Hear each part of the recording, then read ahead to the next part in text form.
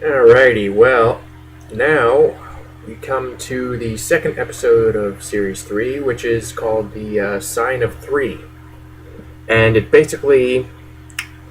most of it basically has two plots. One is is Sherlock Holmes being asked to serve as the best man at John Watson's wedding to Mary Morstan. And the second plot is basically a another case revolving around a supposed ghost man who has dated several women called the Mayfly Man, and it eventually culminates in an attempted assassination. So basically, the first basically this whole episode takes place. A good portion of this episode takes place at the wedding. I mean, it's basically the characters just interacting at this wedding. And already I was just thinking to myself, why am I tolerating this? Why am I enjoying this so much?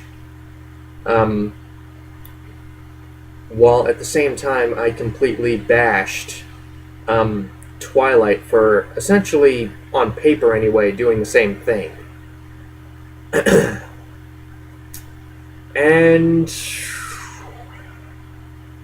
I had to think about it for a total of 2 seconds.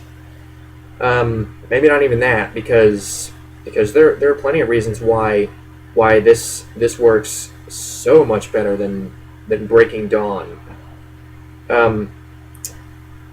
The first and foremost being that I like these characters. These characters are very interesting. They are not insipid idiot. They are not insipid, idiotic little toads. You do want to see them happy. You do want to know. You do want to see them interact. That's one of the big draws of this show, is seeing these characters interact with each other, seeing their relationships grow. And yeah, that's really the biggest reason why I was enjoying the wedding scene was because it's basically a gathering of nearly all of the main or supporting characters that have popped up on this show as of yet. So yeah,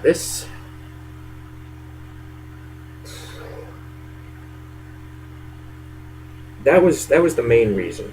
The second reason is that it's not just watching the characters interact at a wedding. They also through some very cleverly placed flashbacks and some very smart dialogue, they do kind of interweave this plot of the Mayfly Man into the wedding. I mean the most prominent method being Holmes telling a bunch of stories of him and Watson solving mysteries. But at the same time, it's not quite as serious as the last episode. It wasn't quite as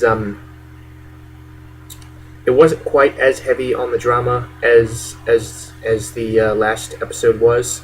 This particular episode is possibly one of the funniest in the series, if not the funniest. I was laughing so much in this because they get in so many good jokes. They get in so many funny character moments that feel consistent to the characters' personalities and do not feel like a spoof. They do not feel insulting to the characters. Every funny thing that these characters do in this episode, every reaction feels genuine. It feels like something that they would do. So this episode made for a lot of good comedy, such as Holmes talking several times with this bridesmaid who basically uses him to ascertain the pros and cons of dating several different men,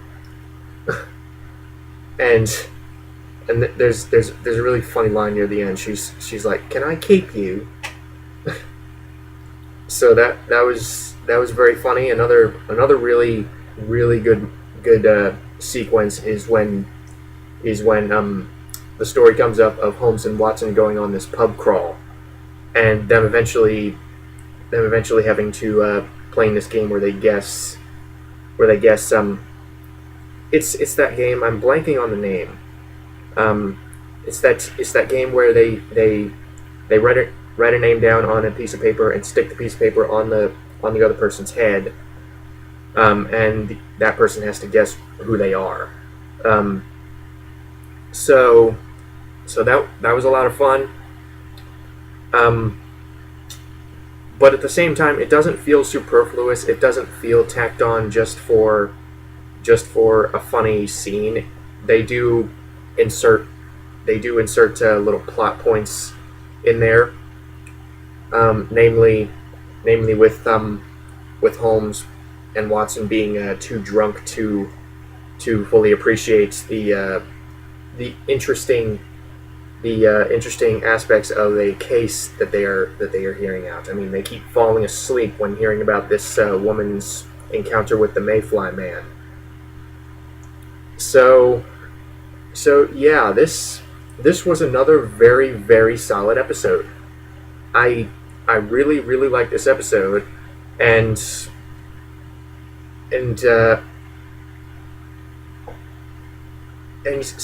having Watson settle down, or not really, but having Watson get married, having him form this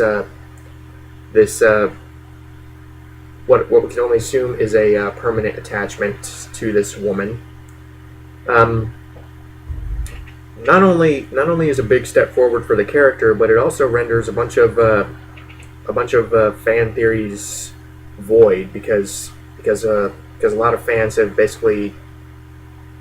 Here's where I kind of understand the craziness of hardcore Sherlock fans, is because apparently Amanda Abington got death threats for playing Mary Morstan in this show.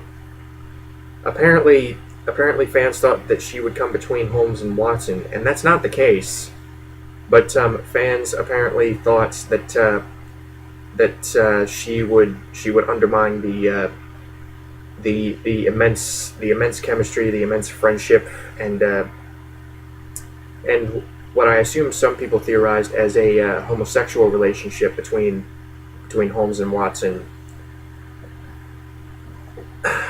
to the point where they were willing to send death threats to this woman. That's really, I honestly think that's very mean spirited, but I digress. But again, this episode has some very, very good comedy. It has a very interesting. What actually kind of surprised me about this episode, in fact, is that the actual case I did not find quite as interesting as just the characters interacting. And that's not to say anything against the case itself, the Mayfly Man, but it did seem. I was appropriately enough very, very interested in seeing Watson finally get a wife, and Holmes basically kind of coming to terms with Watson not really having as much time for detective work as he used to. So, and they don't make Holmes a whiny character. They do make sure to have him keep a lot of his doubts and possibly pain on the inside. It's very understated how he deals with this, and it's also very funny to see him. It's obviously very funny to see him deliver a best man speech, a very long best man speech. And this is another instance where the show really surprises me, because I think they're going one direction, and then they completely throw me for a loop. Because what I thought was going to happen is that they were going to rely on the cliche that this person obviously doesn't know how to deliver a speech like this, so they completely embarrass themselves, they completely embarrass everyone around them, and it's this very awkward moment. But what ends up happening is that not only does Holmes deliver a very good best man speech praising his longtime friend and colleague, but it is so good that it actually gets people in the audience to tear up. you can tell that he that in spite of his complaining about having to be Watson's best man, it must have really taken a lot out of him to come up with a speech this good, and this initially misleading. So yeah, I not really a whole lot of positive moments about this one that I haven't already mentioned.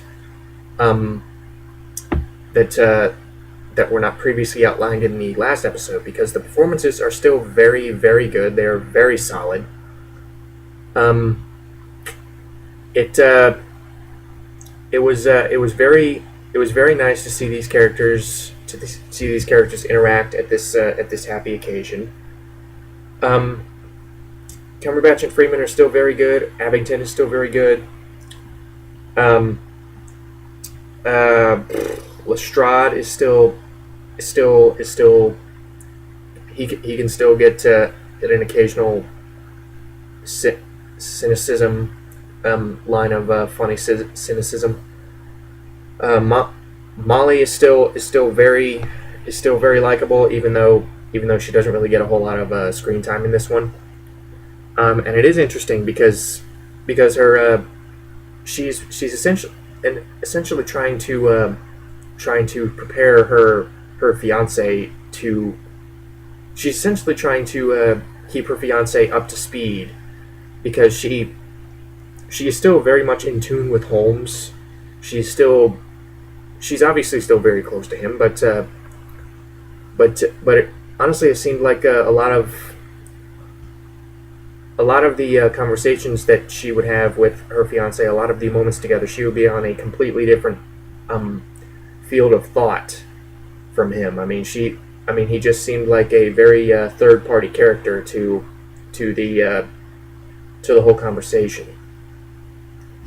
which I don't know, might be leading to something. I don't know, but yeah, this is still a very, very, very great episode. I still really love this series. I have not seen a bad episode yet.